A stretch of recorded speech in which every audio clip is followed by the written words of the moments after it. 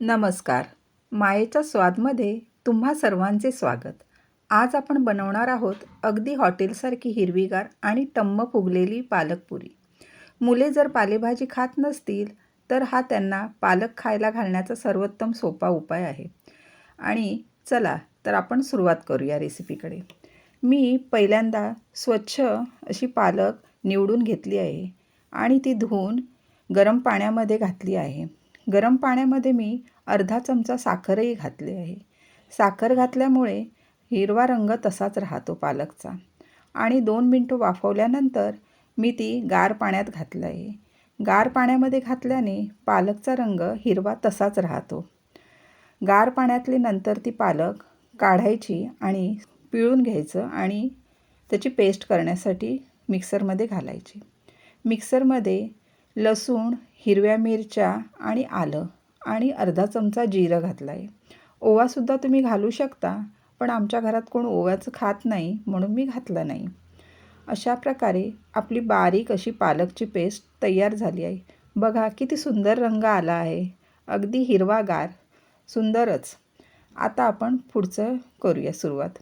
एका भांड्यामध्ये गव्हाचं पीठ घेतलं आहे आणि अर्धी वाटीचं बेसन घेतलं आहे. हळद घेतली, त्यात हळद घातली आणि हिंग आणि चमचाभर मीठ घातलं आहे. मीठ आपल्या अंदाजानुसार घाला, जसं पीठ आहे त्यानुसार. आणि 2 चमचे तेल घातलं आहे. तेलाने एक मऊपणा येतो.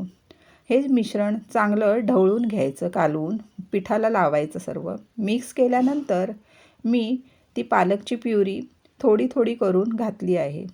थोडी थोडी घातली की अंदाज येतो आणि पीठ मऊ होत नाही, कारण की मऊसर आपल्याला भरपूर पीठ करायचं नाही, अगदीच थोडंसं मध्यमच ठेवायचं आहे. आणि त्याच्यानंतर थोडं आणि 1-2 चमचे तेल घालून चांगलं पिठाला लावून घेतलं आहे. त्यामुळे आपल्या पुऱ्या चांगल्या खुसखुशीत होतील आणि पीठ लावण्याची गरज नाही लाटताना. अशा प्रकारे आपले गोळा तयार झाला आहे पिठाचा. तो पिठाचा गोळा बघा किती सुंदर रंग पण आला आहे त्याला, हिरवागार. आता मी 10 मिनटे झाकून ठेवत आहे. झाकल्यानंतर 10 मिनटांनी उघडायचं आणि मी गोळे तयार करून घेतले आहे.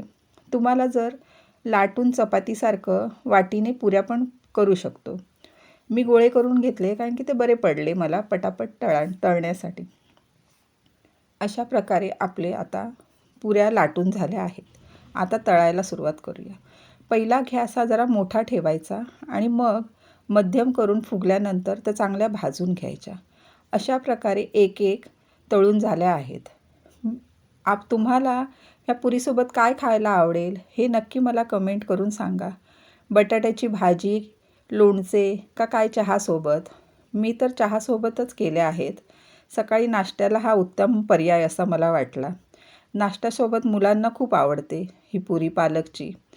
जर तुम्हाला माझे व्हिडिओ आवडत असतील तर तुमच्या मित्रमैत्रिणींना हा व्हिडिओ नक्की शेअर करा.